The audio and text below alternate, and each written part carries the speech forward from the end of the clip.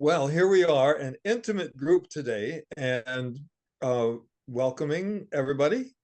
Uh, the planning team is me, Neil Dupree from Diversity Action Team, and Amy Levy from the YWCA, and Amy Flown from Community Action. Diversity Action Team and YWCA are both nonpartisan. That doesn't mean we can't take political positions, but we're nonpartisan. And Community Action is apolitical. So I don't have to remind you about uh, being on the email list because you're already all on. So the four agreements are: stay engaged, experience discomfort, speak your truth, expect and accept non-closure. I suppose that's true about elections too. This conversation will be recorded, as you know, and will be available on YWCA's YouTube channel. If there are media people here, they may record stuff. At the end of the program, 7, we'll have announcements. DAT and Community Action and YWCA will have announcements to make, especially about the YW's Racial Justice Conference. And then after that, other people can make announcements, and we'll talk as long as we want to until 7:30. And then I want to say that we want to recognize that we're meeting on the ancestral lands of Native nations. As we have done some research, we have felt like we discovered that the land that we're on in Rock County has been Ho-Chunk and Potawatomi in the past. But there's lots of other Native nations in Wisconsin, and we appreciate all of them and their stewardship of the land, and we want to respect their elders past and present. Okay, Amy. Thank you, Neil. Beautiful handoff. Tonight, we're going to dig into talking about race, ethnicity, and breast cancer disparities. I believe that the best way to do that is we're going to give you some information that you can dig into in the form of a report by the American Association of Cancer Research. But then we are going to hear stories mostly from women of color from different segments of the population and different regions of the country. And at the end, we're also going to hear from some men of color as well, because breast cancer does impact women and men. So I'm excited about the information that we will share this evening. The first item that I'll drop in the chat, as I referenced, is a report from 2024, so very recent, from the American Association of Cancer Research. And its specific focus is cancer disparities, and it's a progress report. I'm going to read to you a very brief statement from the executive content, but I do encourage you, as your schedules permit, definitely use that link and dig into the report, because there's lots of really amazing and robust and sometimes really heartbreaking information in that report that I think all of us should be aware of. So here's the brief statement. Even though we are making great progress against cancer in the United States, as illustrated by the declining overall cancer death rate and the increasing number of cancer survivors, it is projected that we still will be at 2,001,140 new cases diagnosed in 2024 and 611,720 deaths from the disease. The burden of cancer is disproportionately high among certain segments of the U.S. population. Racial and ethnic minority population groups in the United States have long experienced cancer disparities. Despite promising trends in narrowing disparities in some instances, cancer disparities remain a serious challenge to public health and significant barriers to achieving health equity. So I know that eventually all of you will dig into that report, but let me give you a few of the highlights before we start our videos this evening. So one thing that stood out to me is the narrowing disparity in overall cancer deaths, which lowering cancer deaths is great, but there still remains a disparity.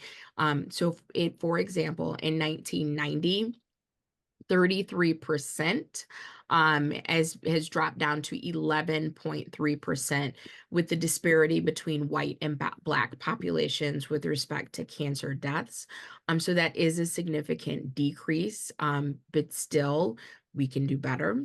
Another important highlight from the report: non-Hispanic Black women living in low-income neighborhoods were twice as likely to be diagnosed with the highly aggressive triple negative breast cancer as those living in high-income neighborhoods.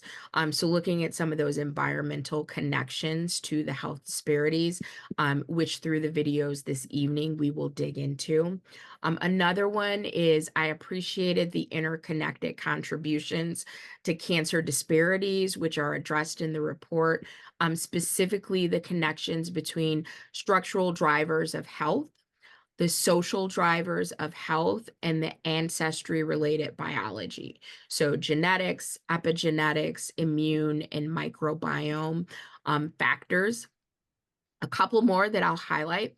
Since 1991, the CDC's National Breast and Cervical Cancer Early Detection Program has provided more than 16.1 million breast and cervical cancer exams to more than 6.2 million low-income women with no or suboptimal health insurance. So that is encouraging, that level of outreach that is occurring. Still, we can do more. And then the final point that I'll leave you with from the report is Black and Hispanic patients with, again, triple negative breast cancer are 18% and 13% less likely, respectively, to receive guideline adherence treatment, including surgery, radiation, and or chemotherapy compared to white patients. And actually, the first video that we'll get into is from the American Association for Cancer Research. So the same organization that put out the report that I just referenced, several of those highlights. And they're going to talk about some of the things that I just mentioned, and also the importance of representation in clinical testing. So without further discussion, we will jump right in because there's lots of information to cover this evening.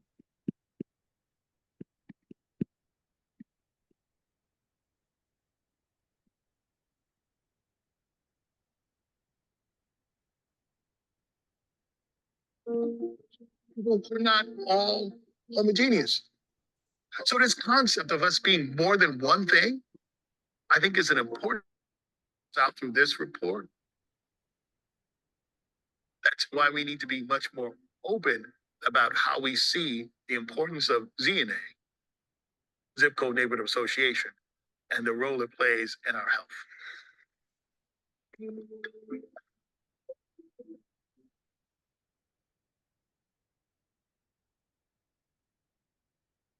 My name is Robert Lynn. I'm the current Cancer Center Director of the Virginia Commonwealth University Massey Comprehensive Cancer Center and the proud chair of the steering committee for this report. The current state of health disparities, as we think about it in the United States today, is an interesting one. We've made some progress, but we certainly have areas where we need to make more progress. So overall, what I would say is the net is net positive, net progress, but more work to do. Equity and disparities are not just located to just a racial group, but it's geography. It's also whether you're LGBTQ. This report, I believe, is a call to action, actually seeing people as they live. And what I love about that is that as you see people where they live, we're going to come up with better interventions tailored in a more precise way for those communities. Many of our at-risk populations face simple and not so simple obstacles. Transportation. You may want care, but how do you get from A to B if you don't have a car? How do we make sure that access and availability, whether it's getting the next test or the next screening, or whether it's getting the next miracle drug, how do we make it accessible for everyone?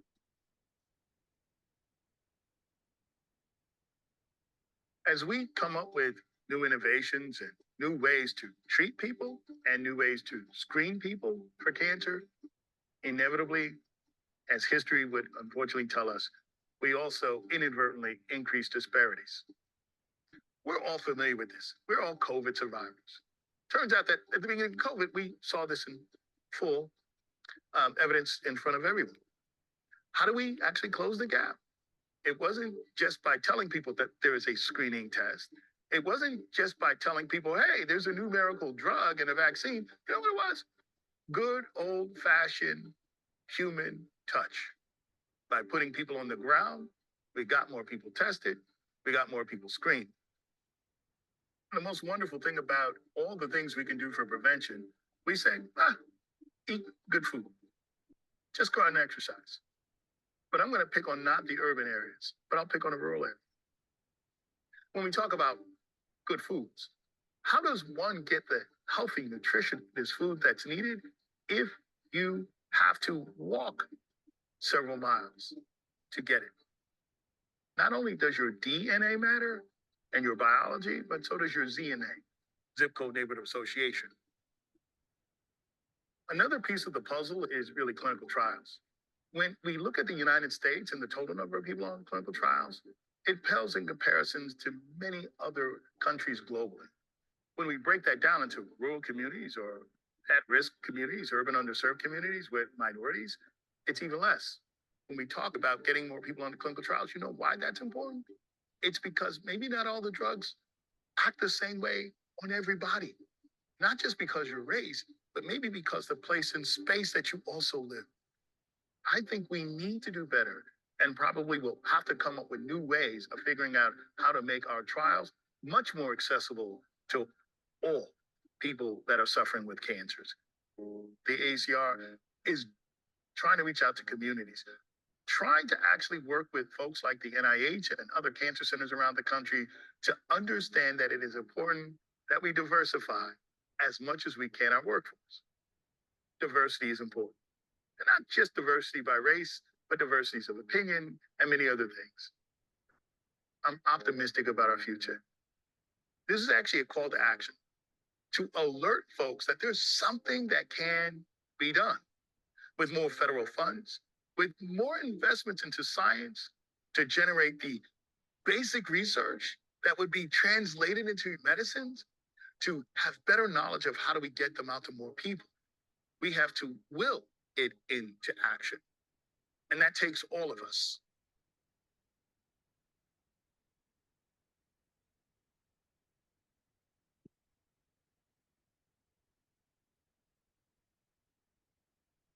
Right. So that was our opener. From there, we are going to meet a woman who happens to be a physician who is living with metastatic breast cancer, and she's going to talk about the disparities in her treatment. But before we move on to our next video, is there are any comments or any reflections from our opening video? All right, I will get the link for the second video in the chat.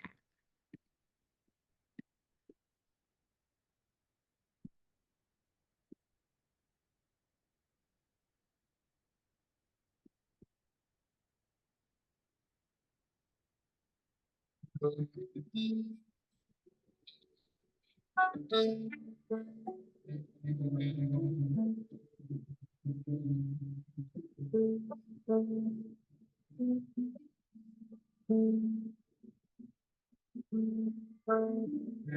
name is Cheryl. I'm 40 years old. I'm from Birmingham, Alabama.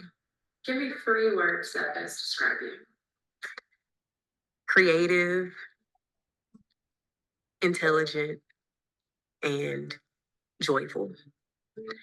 I enjoy spending time with my family members, including my 3 young kids. It's been sort of difficult to find things that are interesting while raising 3 young kids, but they also give me new ideas and thoughts about playing and drawing and things that seem simple and things that I used to do in childhood that now are more fun having them around. Before my diagnosis, there were a whirlwind of events that happened in my life. So in 2014, I married my husband, and within a month of us being married, we were blessed to be pregnant. And from then, we were able to have 2 other children. So I've been married 8 years, and I have a 7, 5, and 4 year old. So there have been a lot of fantastic things that occurred before my breast cancer diagnosis that were really exciting and worthwhile for someone like me who had taken so much time to focus on my education. Last year's Bobby.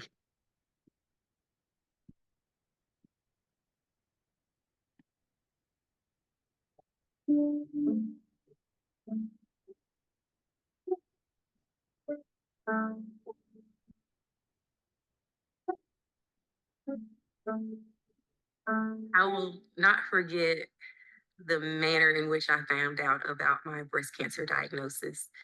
I actually had been having pain while breastfeeding my youngest daughter, and it was time for me to go to my 6 week postpartum visit. And my husband was at some point frustrated with the fact that I kept on mentioning this pain that I was having, that I just assumed because it was painful and red and swollen, I assumed that it would be a breast infection, which commonly happens when you're breastfeeding.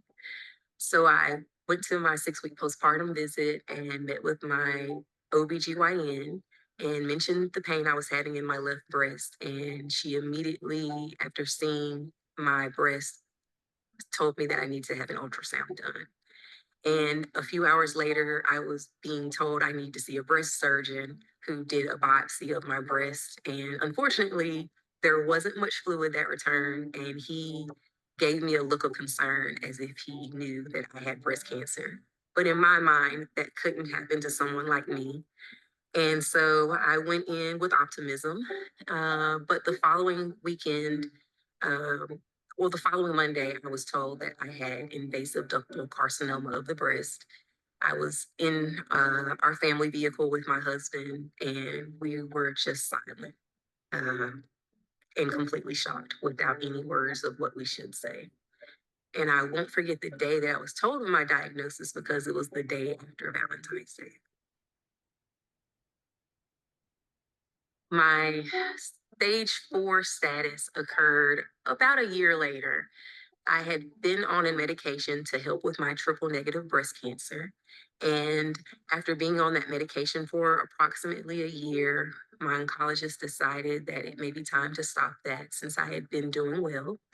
And within 2 weeks of being off of the medication, I had just celebrated my 5 year wedding anniversary and started having pain in my cheekbone on the left side. And I assumed that it may just be a sinus infection, but the pain lingered despite taking antibiotics and trying other ways of treating myself at home. And my friend, who is an oncologist, also told me that I should possibly get a brain scan done. And she was right. I needed a brain scan, and I did not have a sinus infection. I had a tumor in my brain that was related to my breast cancer.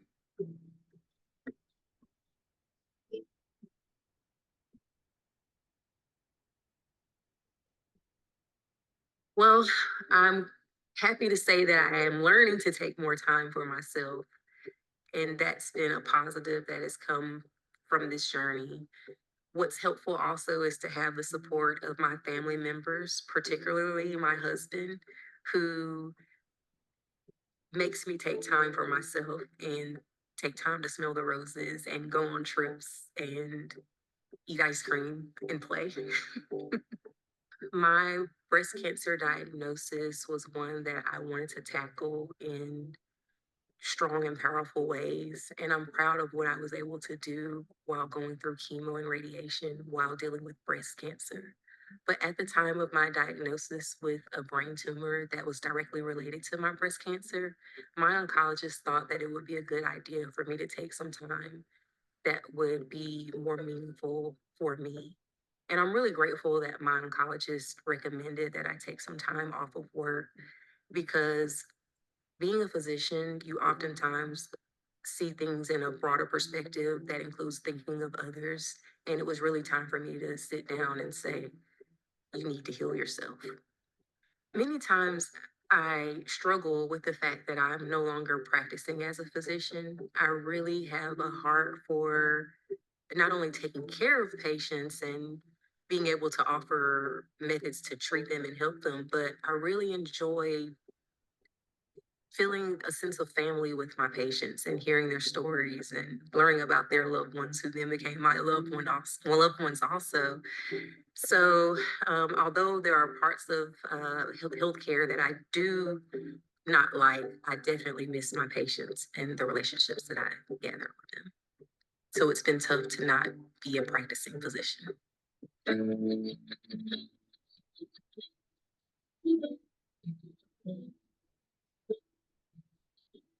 One of the things I wish people knew about metastatic breast cancer is that I will have it for the rest of my life. Many times, family members, they need more support than you do sometimes with the diagnosis. I'm prepared for whatever may happen with my diagnosis. But one of the questions that's often asked is, are you cancer free? And no, I have no evidence of disease in my body, but I cannot say that I'm cancer free as someone who has stage 4 cancer. It doesn't work like that. I appear to be someone who is healthy, and I would say that I am a healthy person. I am living in healthier ways since my diagnosis, but all diseases do not show up in ways that are physical in the manner in which someone looks malnourished or sick. Many times when we have cancer, we actually gain weight because of the medications that we take. So I am happy to know that I give a different face to stage 4 cancer that lets people know that, yes, I can appear to be fine, but there's more to the story than what you see. And this campaign is great for that reason because as people see me and they see my smile, I hope they know that there is more to me than my physical appearance. There are ways that I am mentally challenged with this diagnosis. There are ways that I have to think about things that I wouldn't expect most 40-year-olds to have to think about things. And there are ways that I have to treat my children that are different than many parents do. Drinking coffee every day didn't.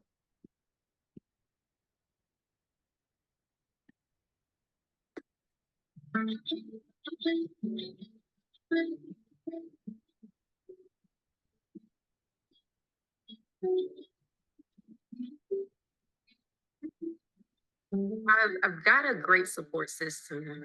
I will say for me, I'm a fairly private person. And so one of the more difficult parts of my breast cancer journey has been opening up to express to people that I do have needs. I'm used to trying to at least be superwoman. And when you go through breast cancer, there are times when you're weak and you're fatigued and you need assistance. And so I gather that from close friends, including medical school friends that have been such a great support. They've offered me prayers, monetary donations, and just positive vibes in general are so helpful. So I say that sometimes I feel like I'm the old lady now, although I'm just 40. I'm the old lady who has to share her story with people. And I hope to do it in a short and succinct way that allows people to know what I'm going through, not for sympathy, but for them to know that there is hope with this diagnosis and you can still find joy in life and you can still be positive.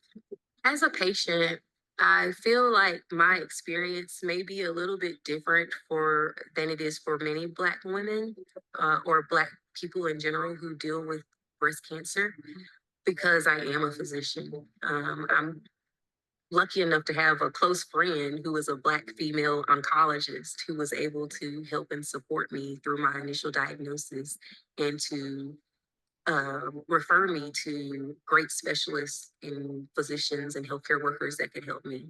But I do also recognize, not only as a physician, but as a Black woman who is a patient dealing with breast cancer, that there are discrepancies in the manner in which we may be treated. And so for me, it is important to be an advocate that has perspectives that can be helpful from a medical background, but also a real background that is just simply, I too have triple negative breast cancer and I need help. And I need that help to support me in the best ways possible.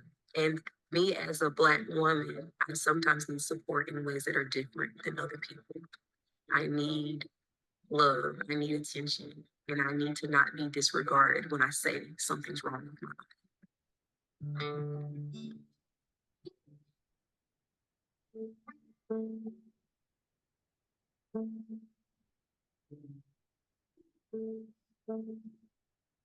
I can imagine that with the positive energy and the positive thoughts and the love that I am surrounded by, that there will be someone, there will be people who have the energy and the desire to help those of us who are fighting stage 4 breast cancer.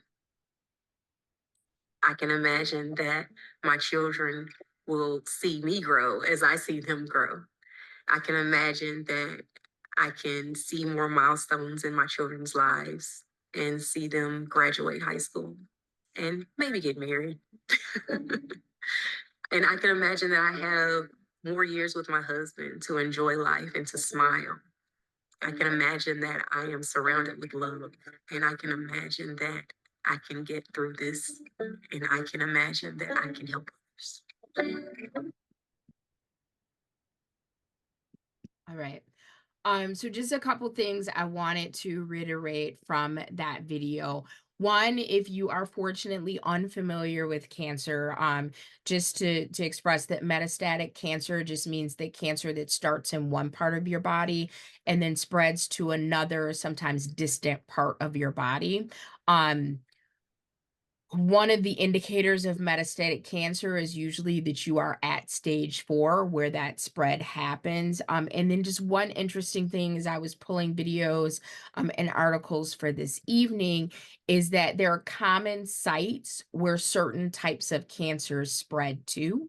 So for example, this evening we're focusing on breast cancer, and I didn't realize this, but the main sites of metastasis for breast cancer are the bone, brain, liver, and lungs. So when she was sharing that her cancer had spread to her brain, and she thought she had a sinus infection, that's actually more common than I had imagined. So maybe you were unaware of that as well.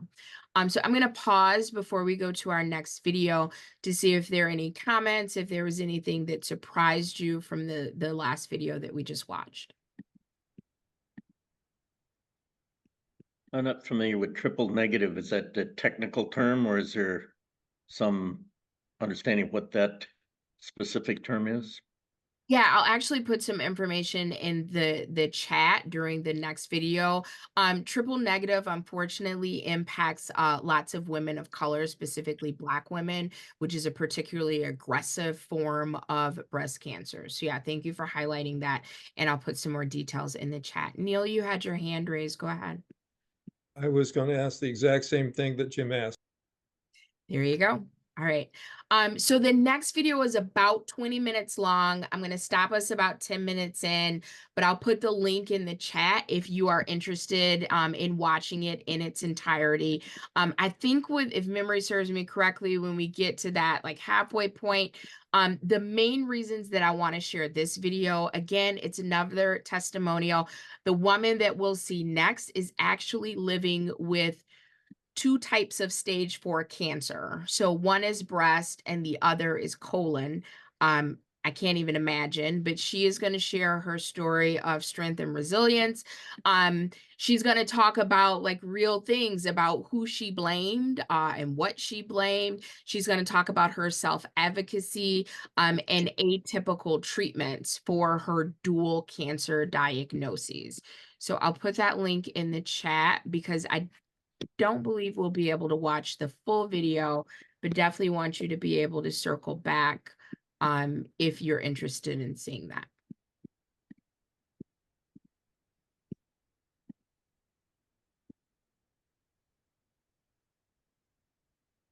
Hey, my name is Lauren Dimage. I am from Houston, Texas, and I'm currently living with stage 4 breast cancer and stage 4 colon cancer. About a year after I breast my daughter, I noticed this lump on my breast. I went to the doctor at the time I was the age of 29. And because I was so young, she wasn't really concerned. She examined me and she felt like it was possibly a case of fibroadenoma, but she didn't request any further testing. She just said she wouldn't prescribe birth control at the time and we would monitor it. 2 years later, I was pregnant again with my third daughter and breastfed her as well. The lump was still there. I didn't notice anything growing. But it wasn't until about 2 years after that, I started to have pains in my left breast. And I have a smaller chest, so I didn't really realize the way the lump was growing. It was almost growing with the breast. So it was kind of hard to tell. And I'm young and not paying attention, not being proactive about my health. It kind of got away from me until I started to notice these pains. And then when life was going so fast, I was a mom with 3 kids, and I noticed that my nipple looked a little strange. So went to the doctor and they were concerned. So of course they sent me in for further testing. We did the mammogram and that's when they found out maybe we need to do an ultrasound. They did everything in one day. And after they did the ultrasound, they're like, oh my gosh, we need to biopsy. Everything was kind of rushed. So they did the biopsy that day, and I was just asking the radiologist, can you tell me something? She said, I really can't tell you anything. You would have to be diagnosed by an oncologist if there is anything. The only thing I could tell you is that benign tumors, they don't grow. And that was pretty much my answer. It's right at Christmas, and I was just like, oh my gosh, I'm dealing with breast cancer. She calls back December the 27th just to confirm it. And that's the beginning of my breast cancer journey. I was diagnosed with stage 3 at the time. Went through all the motions, went through chemo, lost all my hair. It was they call the Red Devil, doxorubicin. And then I followed up with Taxol. And then from there, after the chemotherapy, we did the radical left mastectomy. So they took all the lymph nodes from my underarms, the breast, the complete breast on the left side. I was still blessed to have my right breast. And because my chest was, like I said, rather small, the reconstruction really wasn't much of an issue for me. So I was grateful for that. It started radiation that later on that fall, that October, and then followed up with hormone therapy for the next 5 to 10 years. I was really frustrated with myself first and foremost. I had to hold myself accountable because it was something I let life get busy, and you should never let life just overwhelm you and take over your health and those decisions. But at the same time, I was kind of upset with the doctor as well for just going a step further. And I had a breast surgeon explain to me once I had my breast surgery, I went back to that initial diagnosis from that doctor, and she said, well, being that you're young, if we as doctors sent every girl in for screening that was under the age of 40, the insurance companies would turn on us and say, what are you guys doing? More than likely that test is going to be negative. So at that time, with that doctor examining you, she felt like it possibly was fibroadenoma, and she had to make a decision. It really was my responsibility and to follow up, to make sure that this thing wasn't growing anymore. And I think I dropped the ball again because I wasn't having any pain. It looked like a normal breast for so long, and I just wasn't following up and doing my regular checks as I should have been. So going back, if I could change anything, I would have thoroughly monitored myself every month at that point, or even possibly ask to have it surgically removed. If it's nothing wrong, can we just have it removed, that lump that's in there? But yeah, that would be the one thing that I would change. Once I was done with the chemo, the radiation surgery, it's 2018. So by the September, October, I'm starting hormone therapy for the next 5 to 10 years. It's year 3 now. It's 2021. And I'm starting to have pains in my stomach. I'm like, what is going on? I'm having these crazy pains. I was getting ready to go on vacation. So I'm thinking, like, I've been doing too many crunches. I've done something. I have a hernia. I don't know why. We have a tendency to self-diagnose. But I was, going online, looking at different things, all these hernias, these different possibilities. And I was just trying to work my way through it. And then I was at work one day. It was a Saturday. And the pains were there. Had gotten acclimated to working with heating pads on my stomach and taking all this ibuprofen and anything to control the pain. I went to the restroom. I noticed there was blood in my stool. So I said, okay, this is a major problem. I once again, back to Google with the bloody stool and the stomach pains. Everything is saying colon cancer, and I'm freaking out. So I go to the doctor. I go to the women's hospital, and they primarily handle maternity, with female issues. And when they did the CT scan the other day, they immediately said, hey, we can't do anything. We need you to follow up with your oncologist. So I knew then in my gut that it was something else. I had to wait about three months for a colonoscopy to confirm. And then once we did the colonoscopy, he confirmed that it's something in there, something going on. So we're going to go in. It's going to be an easy surgery, and we'll just cut that part of the colon out. We'll just move on. So we do the surgery. Pathology, they pulled out 37 lymph nodes. Only one had cancer. So because that one lymph node out of all 37, they had to diagnose me stage 3 colon cancer. But he was so confident. The surgeon, he's an amazing surgeon. He was so confident about the part of the colon he cut out, the appendix he took, and that one lymph node out of 37. He was pretty confident that things were under control. However, meeting my new oncologist, she still wanted to play it safe, and she wanted to do chemotherapy again. So I started chemotherapy by December 2021. And that was oxaliplatin. And that one was, to me, rougher than the doxorubicin. I was really struggling with it. So by February, I was having all these adverse side effects with my heart, and just all these different things. So my oncologist was saying, let's just try to stick with Xeloda. I was doing both. I'm so sorry. I was doing oxaliplatin and Xeloda capsules, which is also chemo. So I just stuck with the Xeloda capsules and seemed to be working for a while. Fast forward another summer, I'm having stomach pains again. Once again, I'm working out, getting ready for another vacation, and I'm thinking, what did I do? For some reason, after this surgery, the last thing I thought was the cancer was advancing. I thought maybe it was a scar tissue or something. I was having pain in that same area from where I had surgery. So I have to wait again another 3 months this is a really popular surgeon. I had to wait another 3 months for my colonoscopy, and everything came out clear. He said, no, everything looks fine in there. So we said, what's next? So my oncologist, she requested a PET scan. And when we did the PET scan, that's when we saw that the colon cancer, what we thought at the time, the colon cancer had spread to the chest. It was all in my abdominal area, on the lining of my stomach. It was in my spine in multiple places.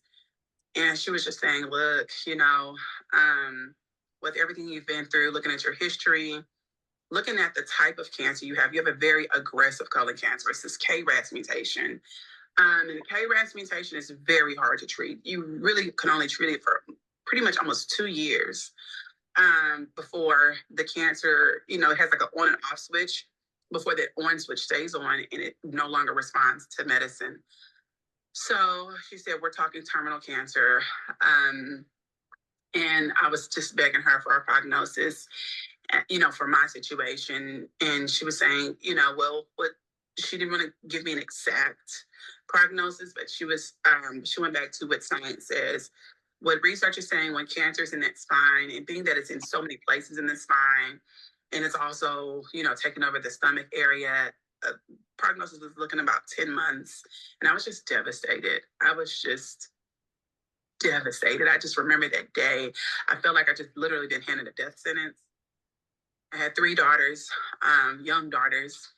And, you know, when cancer affects people younger, when I say probably under the age of 50, 45, 50, we feel like we still have our whole lives ahead of us.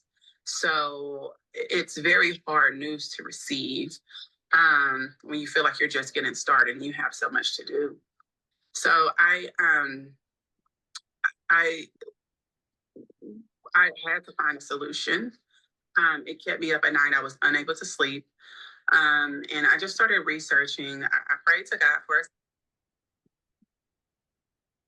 So I'm going to stop it there because we do have a few other videos to get to, but hopefully that was intriguing enough that you will use that link in the chat.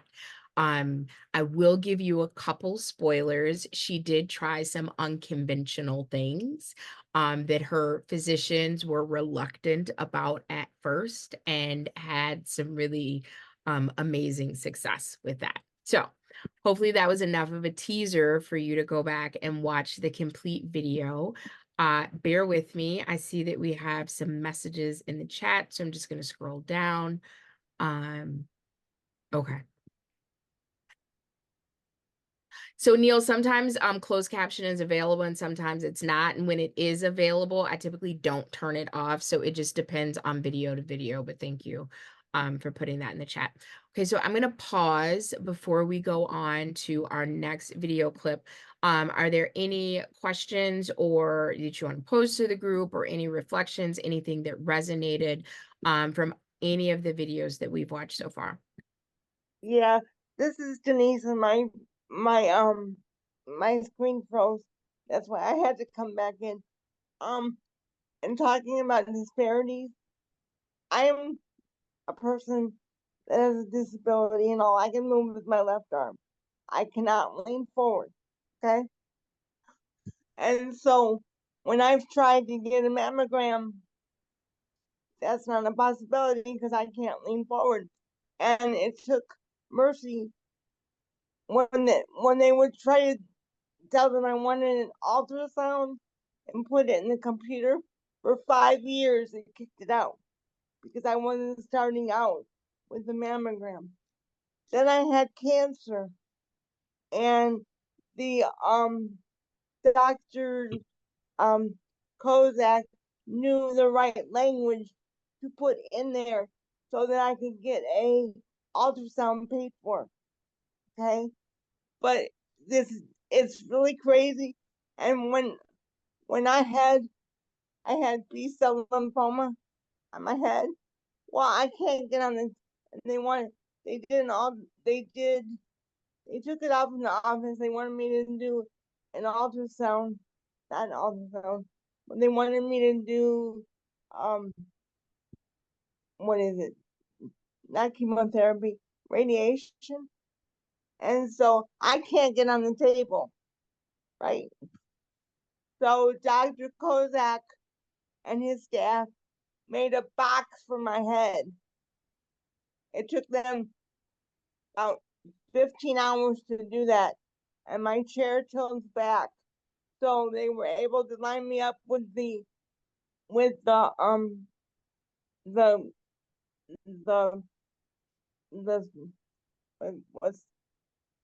the screen on the wall, and that's how I got my radiation.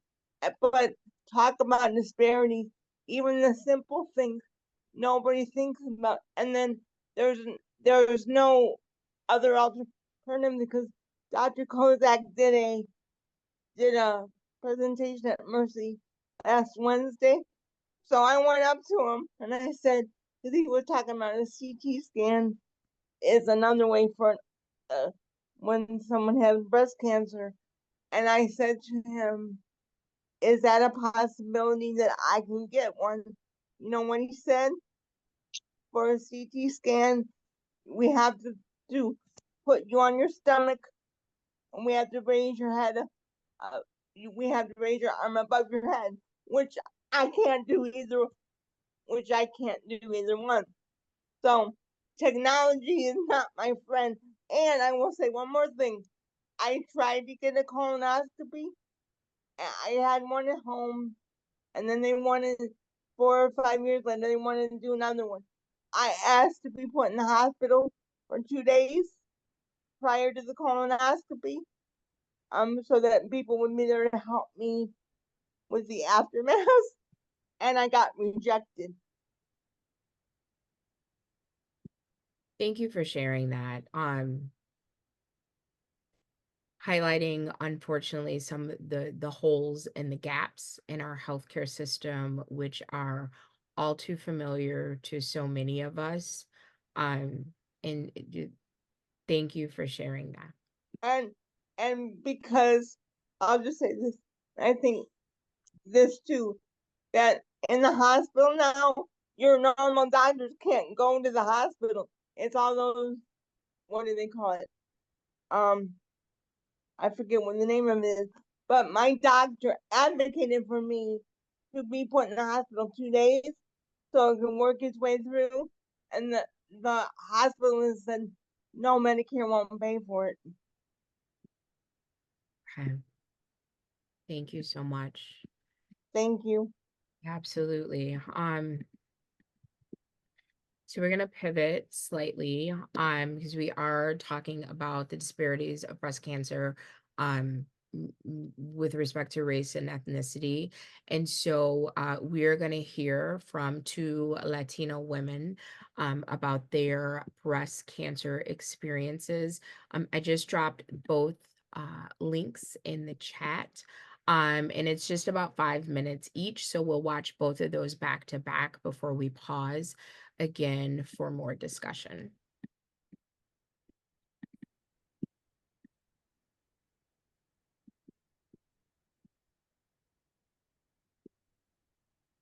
Outside of noticing the lump, I had some problems retaining information.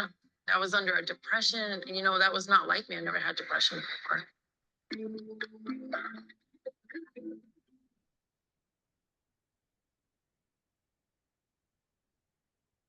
Aloha, my name is Melissa Adams. On my mom's side, we're Hawaiian. And in 2017, I was diagnosed with invasive lobular carcinoma, and I live in Oahu, Hawaii. I was on the tail end of my master's degree, and so I was deep into my grad work.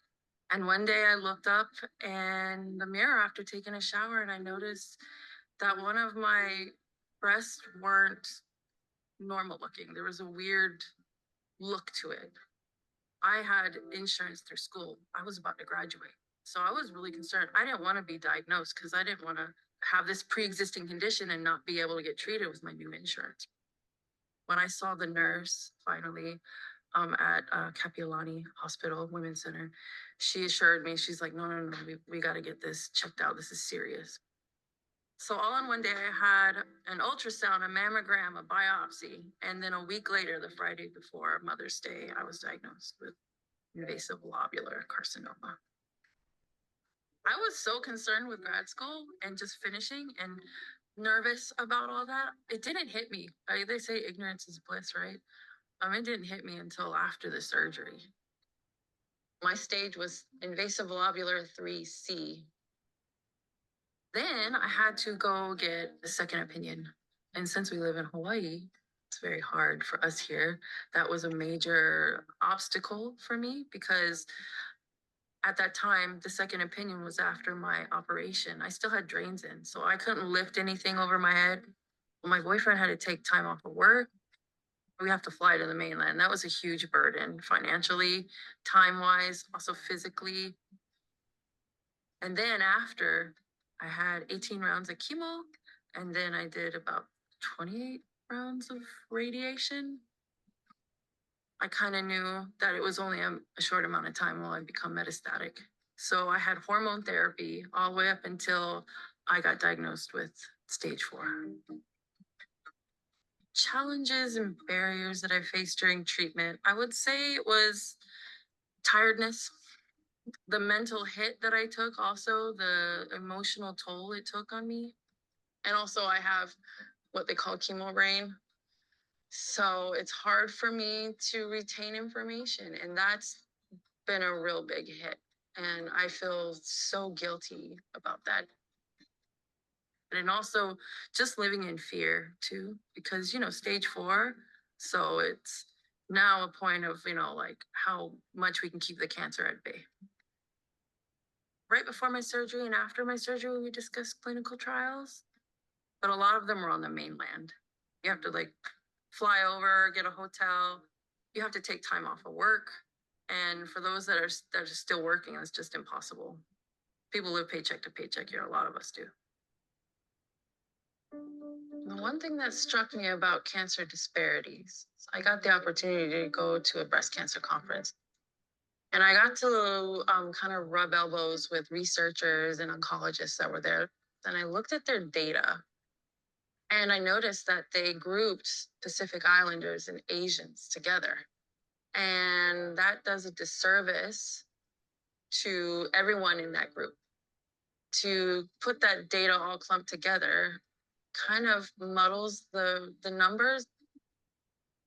How am I doing now? I am doing great now, honestly. Even though I have the diagnosis, even though I have progression, my attitude toward cancer has shifted. I do feel a lot more fulfilled, especially when it comes to the patient advocate work that I do. As far as treatment goes, I'll be on treatment for the rest of my life. When it comes to cancer funding and research, there's not a person on this earth that doesn't know anybody that has cancer. We need to start somewhere, and funding's where it starts. If I could give any advice to somebody going through this, there's a lot of amazing research and medicine coming in the future. So don't count yourself out.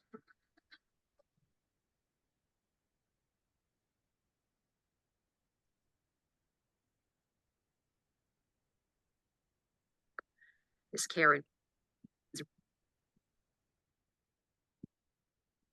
felt a lump in her breast, but with no health coverage and little knowledge about breast cancer, she delayed going to the doctor. El problema era que no había aseguranza y por eso no iba también y pues nunca me imaginé tener cáncer. Latino women, their health oftentimes in the family unit comes secondary to the children and the husband and the household. And so they may be less inclined to take care of themselves, much less have the resources, being underinsured, uninsured, or not having transportation, or having fear of the system itself and some of the cultural things that are within the medical community. Right there. Latinas are more likely than non-Latinas to be diagnosed with late-stage breast cancer. Hold your breath. And the later a woman is diagnosed, the lower her chances of surviving. Women who are diagnosed with stage 1 or 2 breast cancer have a 95% 5-year survival. If it's caught in the later stages, either stage 3 or stage 4, that survival rate drops dramatically. So a woman diagnosed with stage 3 breast cancer has a 73% 5-year survival. And a woman diagnosed with stage 4 has a 23% 5-year survival. The Latina initiative, Poder y Vida, or Power to Live project, aims to increase breast cancer screening and catch cancer in the early stages when it can be successfully treated. Hola, buenas tardes, señora. The first step is to raise awareness by sending trusted health workers or promotoras to community events and into homes. The initiative is also reaching women through a Spanish language media campaign. En asociación con Kaiser Permanente Noroeste. 5 months after finding the lump in her breast, Maria learned that through the Latina initiative, she was eligible for a free mammogram from Kaiser Permanente. So she went in for screening and was diagnosed with stage 3 cancer. It was especially difficult because her mom had recently died after having a stroke. Al igual que cuando falleció mi madre, yo quería morir, pero pues yo pensé que a mí me hacía falta mi madre, yo les iba a hacer falta a mis hijos y nunca, no quise pensar en el cáncer, sino qué hacer para combatirlo. Right there. Relax your shoulder. Along with the free mammograms, Kaiser is also donating millions of dollars in medical care for the women who are diagnosed with cancer. This care includes radiation, chemotherapy, surgery, doctor's appointments, and help navigating a complex medical system. Sí, bueno. Hi, Elvia. My name is Rhonda. I'm a nurse navigator with Kaiser. Buenas tardes, estamos hablando de Kaiser Permanente. And I'm calling today to talk to you about the results of your breast biopsy. So, as a nurse navigator for the Latina Initiative, my role starts with the pathology report that, in collaboration with the community health workers, I deliver to the patient, letting them know, yes, I'm sorry, you have breast cancer. Me sentí triste.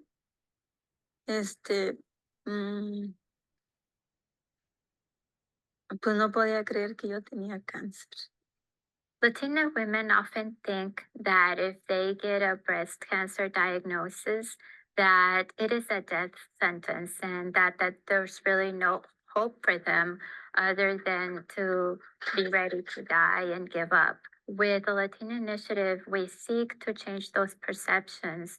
Having that scar tissue. Patient navigator Olga Gerberg meets all of the women with cancer. She attends appointments, explains medical terms, and offers emotional support. There is so many other women around these communities and the world, then they really need the support and really can benefit from programs and organizations like the one that we are working with. In fact, many more Kaiser Permanente patients will benefit because of the Latina Initiative. As an organization providing healthcare, we've seen that we had some disparities in terms of our ability to care for Hispanic women. And so we've been able to make changes, providing more educational information in Spanish, making sure that our call-in numbers, that we had Spanish language options for scheduling. When Maria was diagnosed, she was asking, why did this happen to me? But through family support and the Latina Initiative, she's now asking what she can do to help other women. Pues para mí era más importante tener hijos que estudiaran, hacerlos personas de bien, y nunca me acordé de mí. So, les pido a la gente que equilibre su vida, pero que presten atención en uno mismo también. As Maria continues to recover, she hopes to encourage other Latinas to be screened for breast cancer. I'm Mary Sawyers.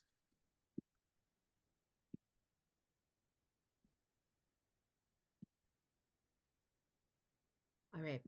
So I will pause there in case anyone has any reflections or questions they'd like to pose to the group.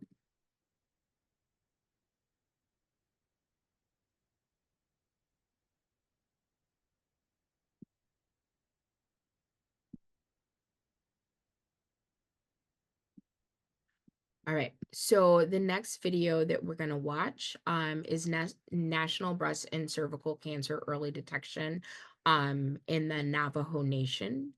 So I will drop that link in the chat before we start the video.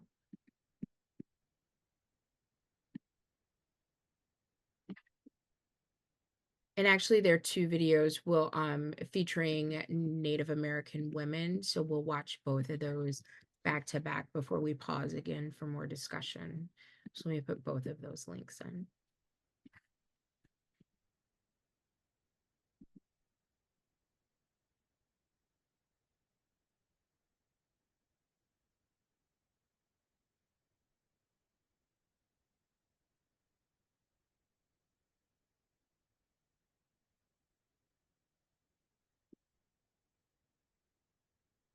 To be bilingual, Navajo speaking and English speaking, just to get across to our clients, especially the older population. A lot of times it's about building the relationship with them. Yate, I'm Curtis Briscoe, Program Director of the Navajo Nation Breast and Cervical Cancer Prevention Program. The Navajo language is an important part of the culture. We have bilingual staff out in the field. They're the key to this program. Most of our healthcare providers come from different places and they're not native speakers. There's always a language barrier. The first 6 months I was here, people just kind of watched me. Then when I realized that I cared about them, they put up with a lot. They put up with, poor pronunciation or the fact you don't speak their language well, but they know you're trying and they know you care. Our staff are able to translate medical terms. For example, one of the things that's really difficult to translate is the word breast cancer. Putting together two words, which is breast and cancer, it's almost like having to do a whole sentence structure. You're having to explain the cancer first and then the body organ or the body part. The old term that they were using in Navajo, in the Navajo language was Xodonatsihi. They translate that into English. It's a sore that won't heal. So if it's not going to heal, that means death.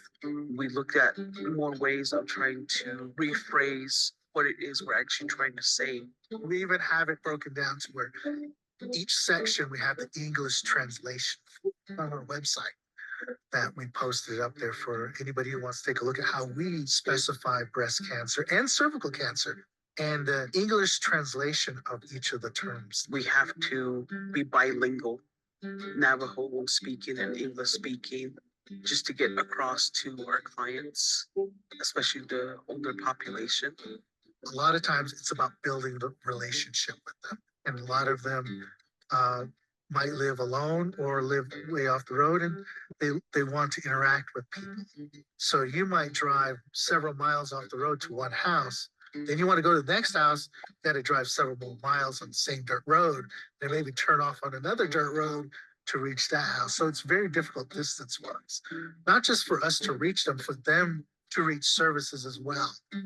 We have to almost promote our program and gain the trust of these women that are coming through our program for preventative screening. Our mobile mammography effort is to make sure that we reach as many community clinics as possible here in Navajo. We call it the boob bus here. And my patients actually love that. The boob bus is coming next month and we need to get you on it. Without that effort, without that infrastructure that we've created, then it would be very difficult for women to get screening services. In the end, we're saving women's lives. We're saving them to be able to continue on with their families, to provide for their families.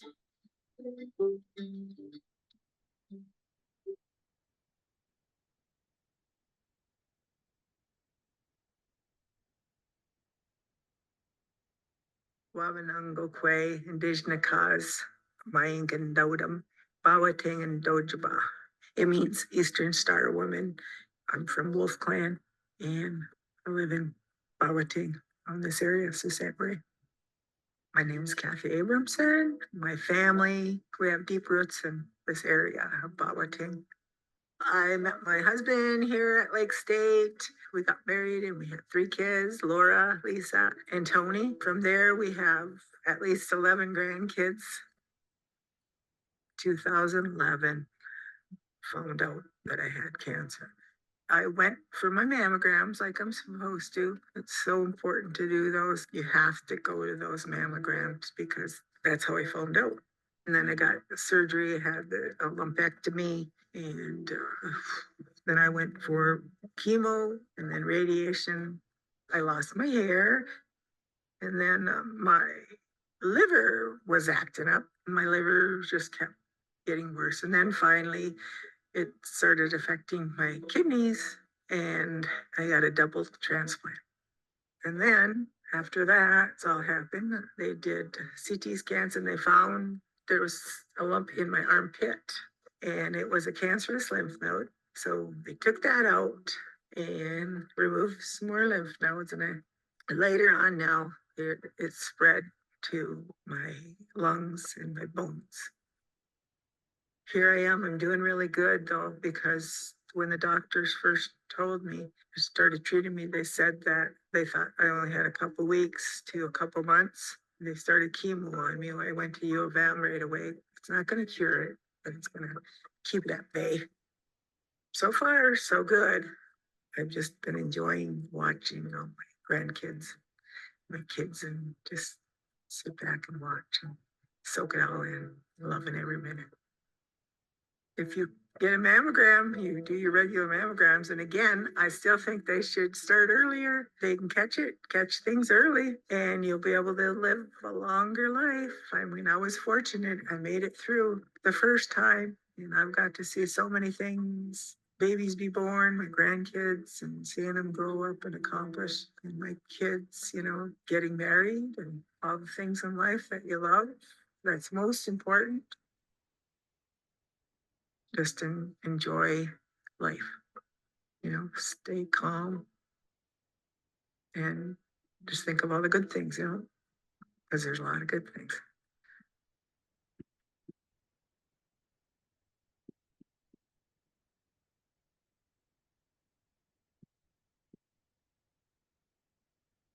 All right. So 2 more videos, both of those links are in the chat. I will pause in case there are any reflections or anything that someone wanted to highlight from either of those videos.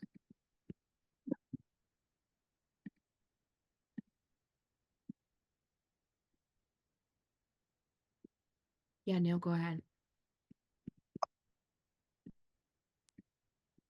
I just want to remind people how to save a chat. You go to the chat and you see the 3 at the very bottom on the right, you see 3 little dots. It says more when you hover over it. You touch more and then it says save chat, and you touch that and the chat is saved. And you can find it by searching your computer for Zoom, and it will tell you where it is. Thank you. Thank you, Neil. You actually brought me a little bit of time while you were explaining how to save the chat, which is very important because we have a lot of great resources in the chat. I put the links for our remaining 2 videos. We're going to shift gears a little bit and focus on men, and then we will reconvene. We'll reconvene and see if there are any questions or discussions before we close out for the evening.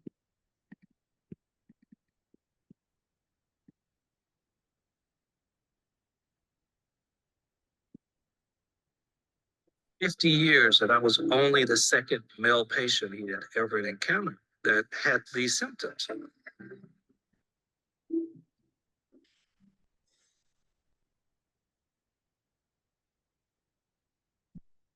Matthew Knowles, my background, I'm from Gaston, Alabama.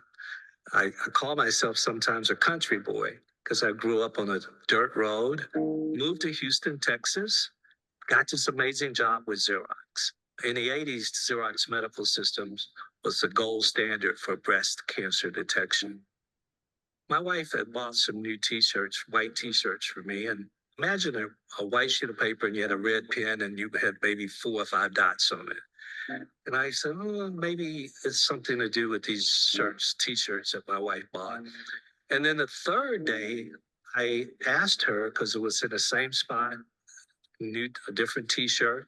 And I said, I keep seeing these black dots of blood.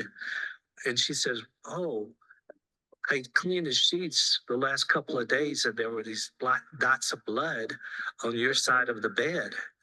In our training in the 80s, there was one day that we had on male breast cancer.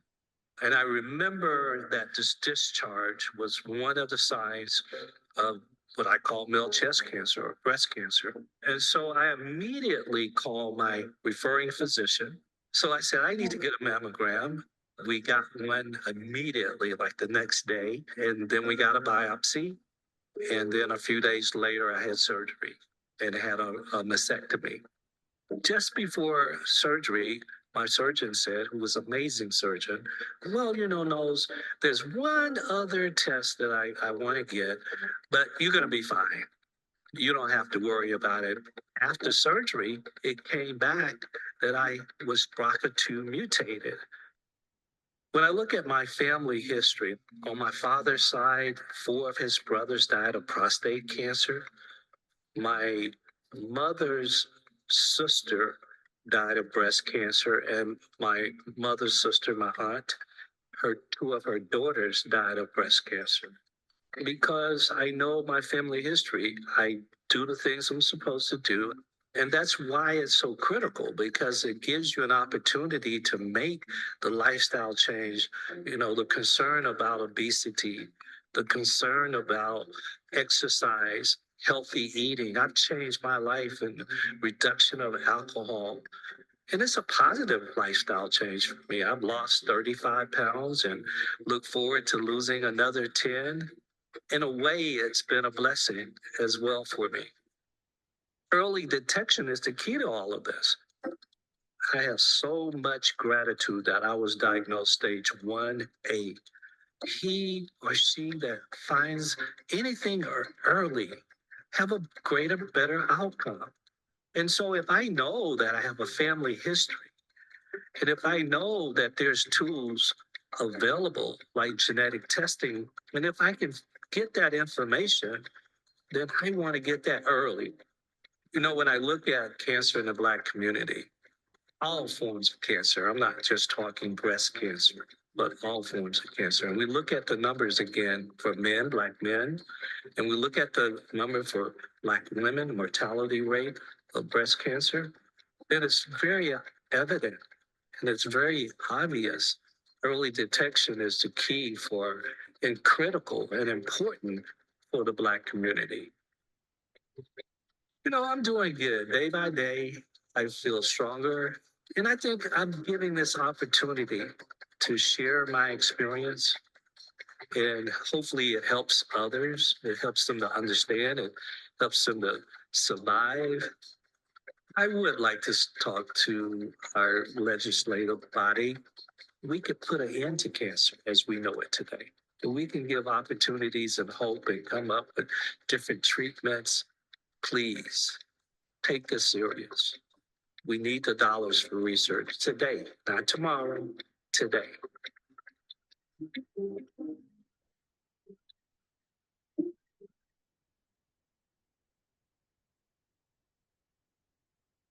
I was just getting a routine, my annual physical, and I noticed that there was a bump on my chest that I had my physician take a look at. At that point, she recommended that I go to imaging to get it checked out and have an ultrasound. When they made the appointment, it was for an ultrasound. When I arrived, they said, you know, we're doing a mammogram. And so that's not really what I came for.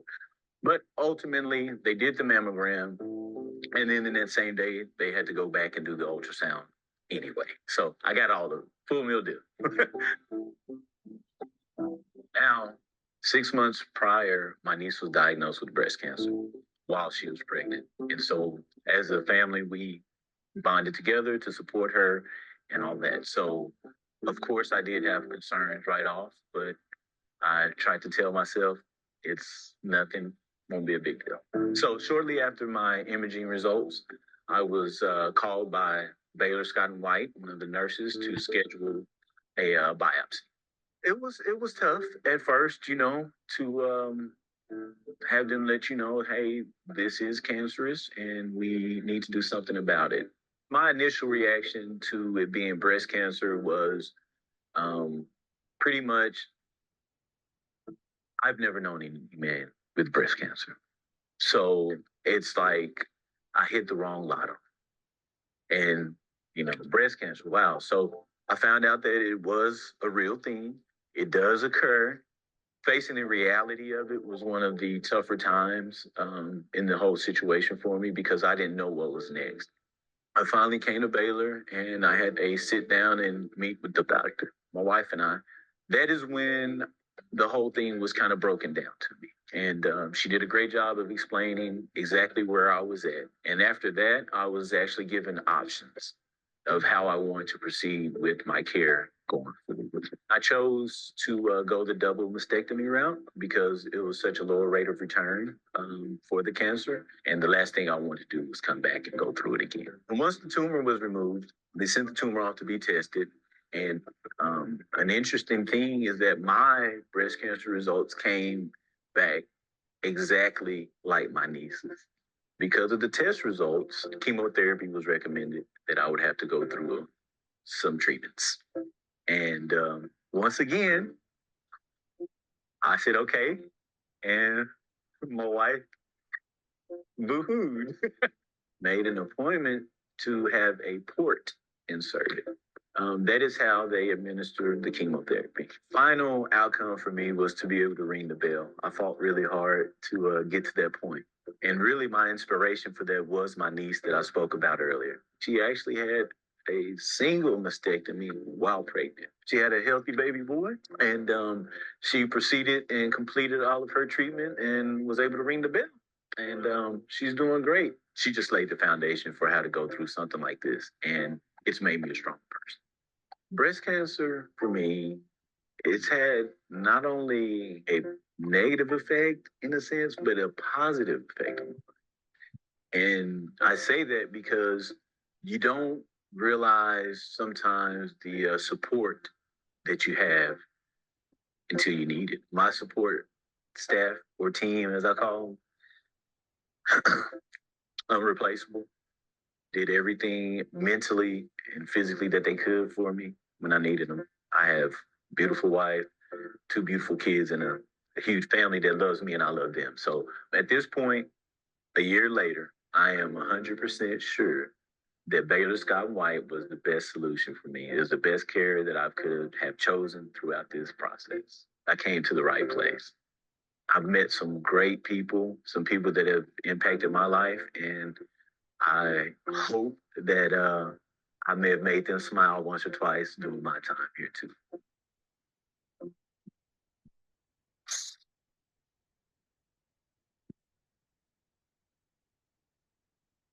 Right. So that was our final video for the evening. I will open the floor for discussion.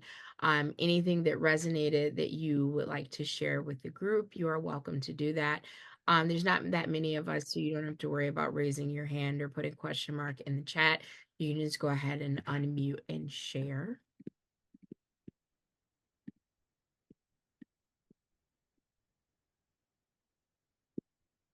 All right. Then we will move on to announcements. As Neil alluded, thank you, Neil. I have one very big one. Our Racial Justice Conference is coming up. We're doing something new this year as we celebrate our 10th year anniversary. We have been virtual since COVID for a few different reasons. We will still continue to be virtual, but we have added an in-person component to our day 2 of the conference, which is new and we're really excited about. I'm dropping the graphics in the chat, which I'll explain a little bit in just a minute. Our traditional virtual conference that many of you are probably used to will happen on Thursday, November 14th. We are going to hear from some amazing speakers. Actually, while I'm talking, I'll see if I can pull the full agenda so I can drop that in the chat as well. But again, that's going to be Thursday, November 14th.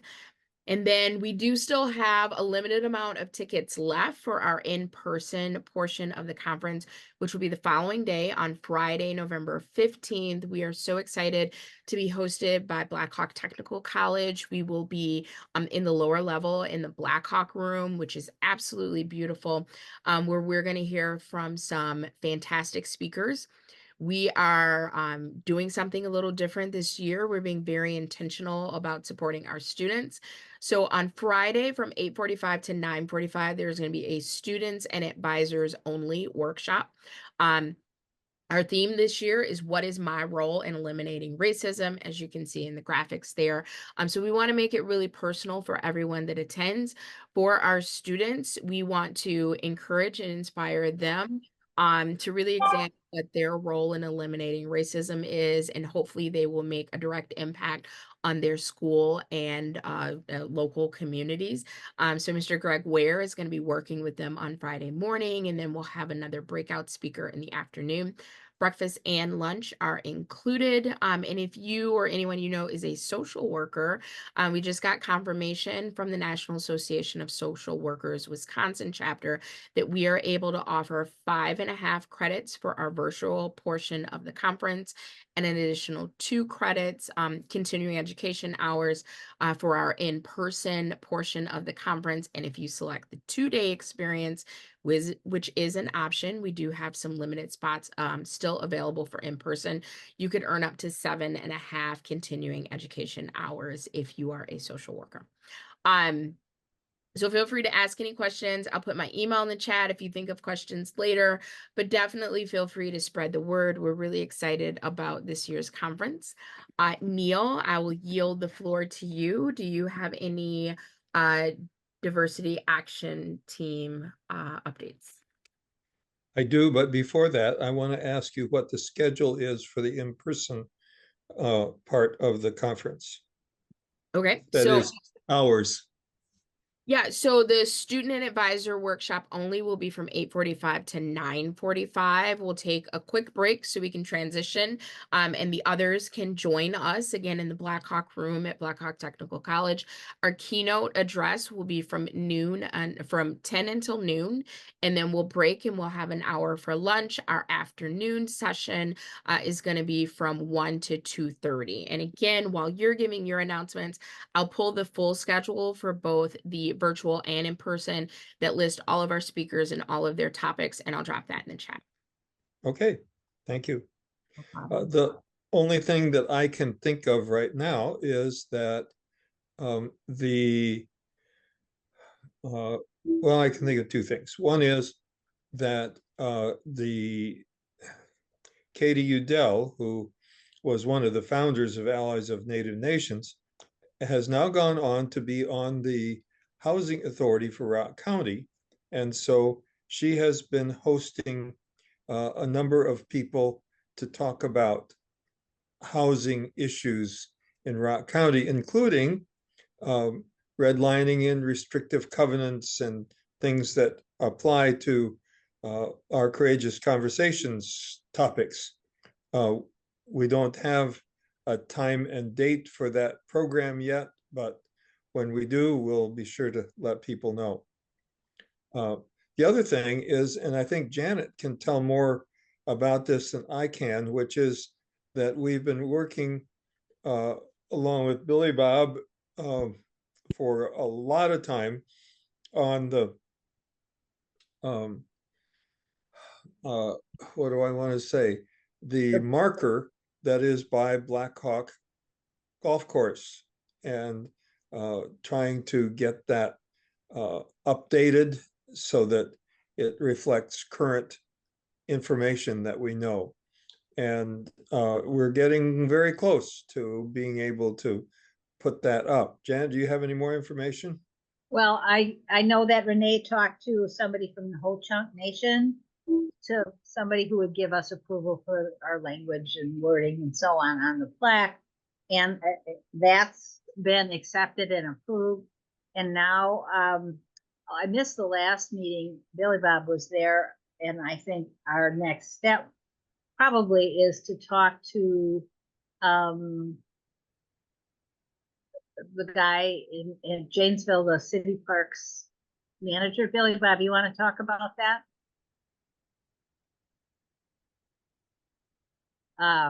First, you have to unmute yourself.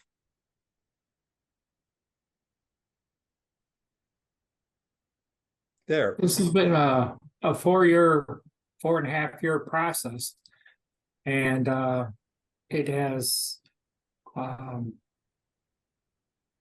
been finally accepted by all. The new wording and the changing of this this monument. The city of Janesville has already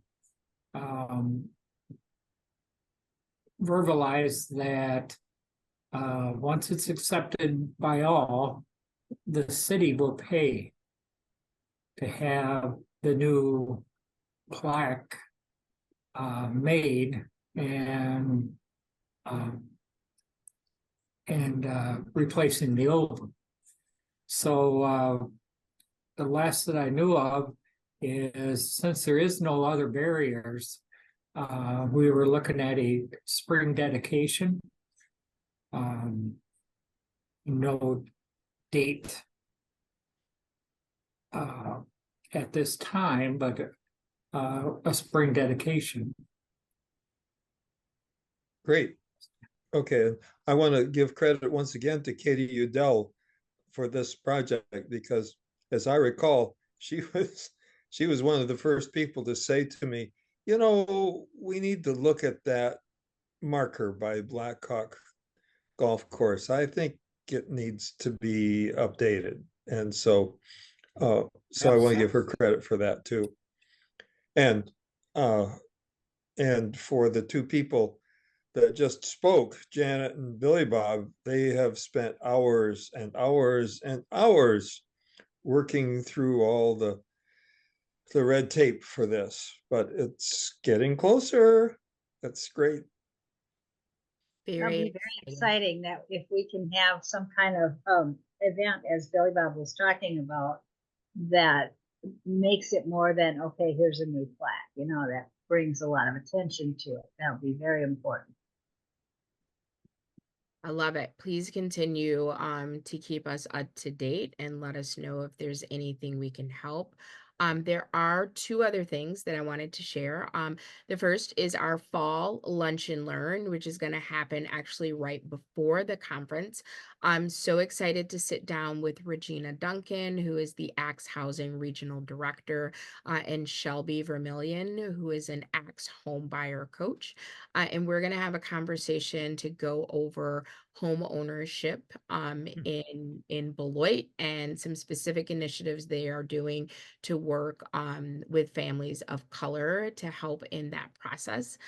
So join us there. You can go to ywcarockcounty.org for the registration link. It's going to be via Zoom, and that's going to be on Wednesday, November 6th from noon until 1.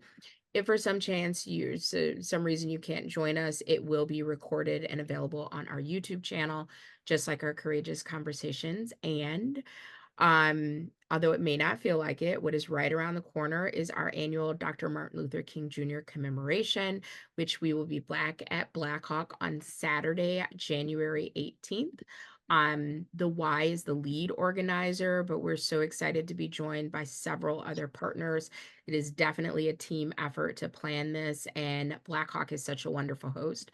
Again, the date is going to be Saturday, January 18th from 2 until 4 at Blackhawk Technical College. We're going to be in the conference center there. And we do have our theme. It is truth, integrity, and accountability.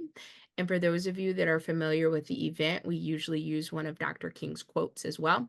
So again, our theme is 3 words: truth, integrity, and accountability. And the quote that we are using for the 2025 commemoration is, "The ultimate measure of a man is not where he stands in moments of comfort and convenience, but where he stands in times of challenge and controversy." So I'm hoping that many, if not all of you, will be able to join us. Definitely spread the word on that. And it is my understanding that JATV will be there again this year to record. So we always get hit with challenging weather on that weekend. So we hope that you're able to join us. But if you're not, shortly thereafter, you will be able to watch the recording through JATV. So it is 7 o'clock. I'm going to stop the recording, and Neil, turn the floor back over to you. Okay.